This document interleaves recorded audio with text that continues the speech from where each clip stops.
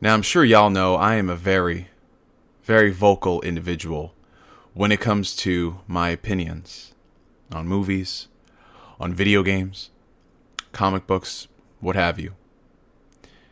To some, it may come off as elitist, or know-it-all, or this guy cannot be swayed. But I have said on numerous occasions that while I may be very critical of things, if somebody can come around and show me that most of my criticisms were wrong, then I will acknowledge that. And that's what happened when I saw Star Wars Episode 7. Now, let me give you guys a little bit of a backstory. I was not really too interested in the next Star Wars film sequel trilogy. I thought that for what they were going to do, for all the reports that we were hearing about the expanded universe being gutted and them doing their own story, I was kind of worried. And the fact that they got J.J. Abrams to helm this new trilogy, I was very, very, very skeptical of this. Because J.J. Abrams, while I know he's a fan favorite of a lot of individuals, I really wasn't feeling a lot of the stuff that he's done. I did not like Cloverfield at all. Kind of lost its way for me after a while. That was, no pun intended, seriously. And the Star Trek movies, while I enjoyed them, there were a couple of things I had issues with. But this new Star Wars movie, man. A round of applause for J.J. Abrams. A round of applause for the entire crew behind this film. Now, just want to let you guys know this is going to be a spoiler-free review, so I'm not going to be going into any of the plot-sensitive details from the film. So it may come off as me just regurgitating what you've heard thousands of times before in other reviews.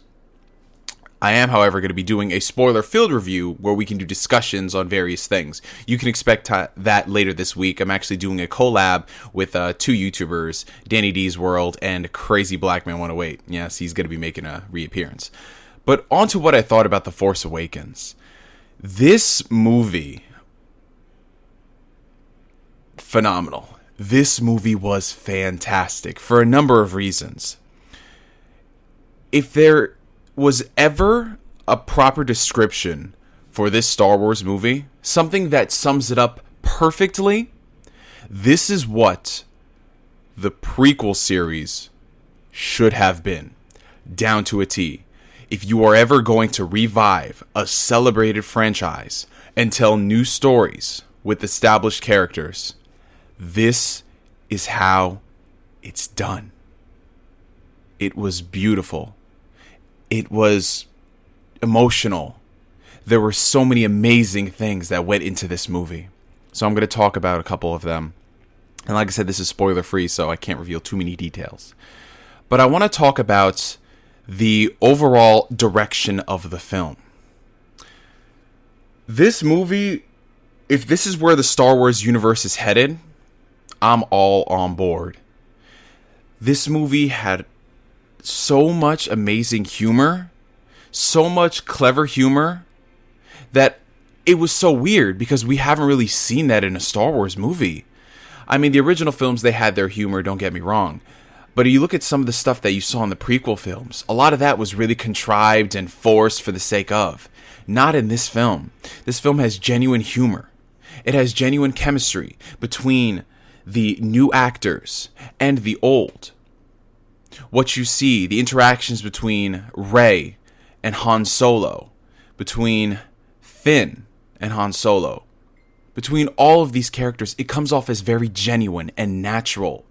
And that is what I was really worried about. I was worried about them introducing new characters and them being tropes and them being just there for the sake of, to pass the torch. Yeah. But it wasn't like that. It was a natural progression of the Star Wars story. And I really liked that. I really did. The new characters that are in the movie, Rey, portrayed by Daisy Ridley, I believe, and Finn, portrayed by John Boyega, they were good. They served their purpose. I like their characters. There was really nothing that I could complain about them. They've got a bright future ahead of them as far as acting goes. And as far as the Star Wars series is concerned, it's not the last that we've seen of them. Oh, no. So in addition to the humor and the relationships between the characters being on point, what are some of the other things that made this movie great? Well, first and foremost, the cinematography was fantastic. The special effects, I want to talk about the special effects. It's a Star Wars movie. It's a big budget release, so you know the special effects are going to be on point. But while the special effects were beautiful and breathtaking, in my opinion, they weren't the highlight of the movie. The highlight of the movie, in my opinion, was how practical a lot of the things were. It was not completely CG heavy. They actually went back and did things the old-fashioned way. And that was beautiful, and it's great, and it's a testament that you can actually do things in Hollywood without having to, involve massive CGI fights.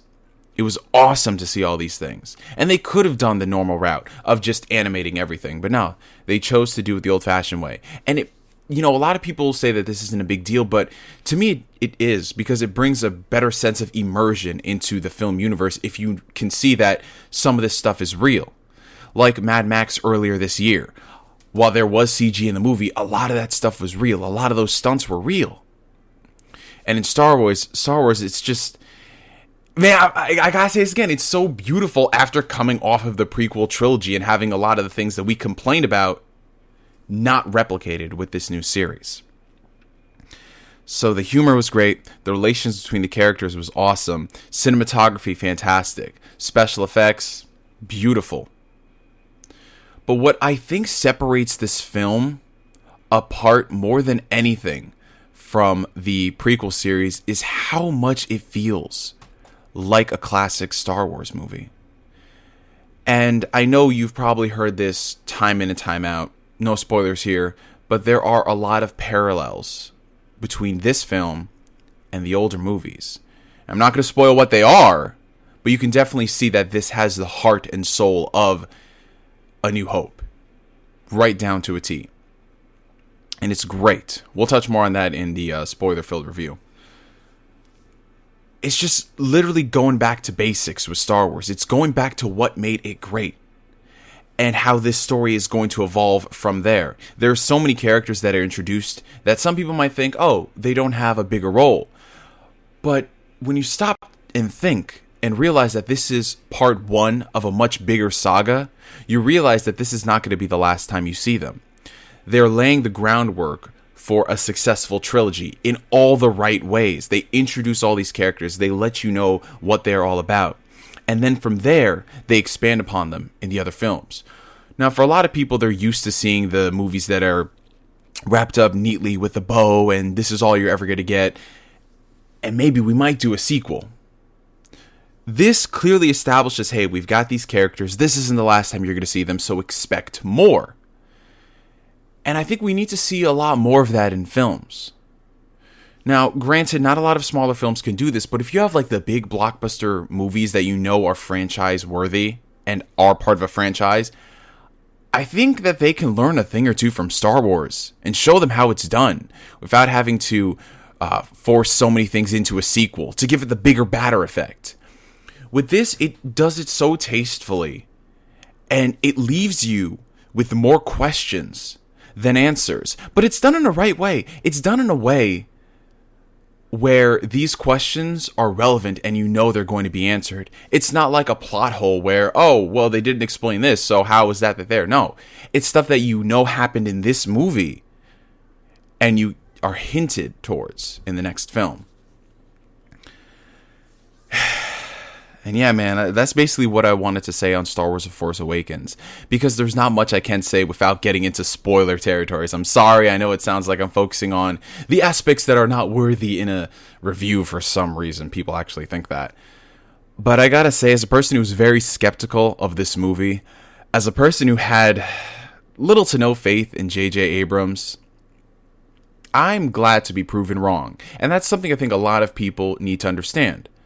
If a person's ever proven wrong on something, they gotta be man enough to admit it. Don't try to sneak around saying, well, blah, blah, blah, blah, blah. No, just be man enough to admit it. I was skeptical about episode 7, and J.J. Abrams proved me wrong. So I'm definitely looking forward to the future of this franchise. I cannot wait for episode 8. But before that, we've got Star Wars Rogue One coming out next December. We also got that spoiler-filled review, which I've teased so many times. Man, it seems like I'm setting up the third installment in a movie instead of actually talking about it in this movie. But anyway, ladies and gentlemen, those were my thoughts on Star Wars The Force Awakens. Go check it out. It's worth catching in IMAX. 3D isn't great per se, but the IMAX experience will definitely blow you away. From me to you from now, I'm NGS, and I'll catch you guys later. Peace.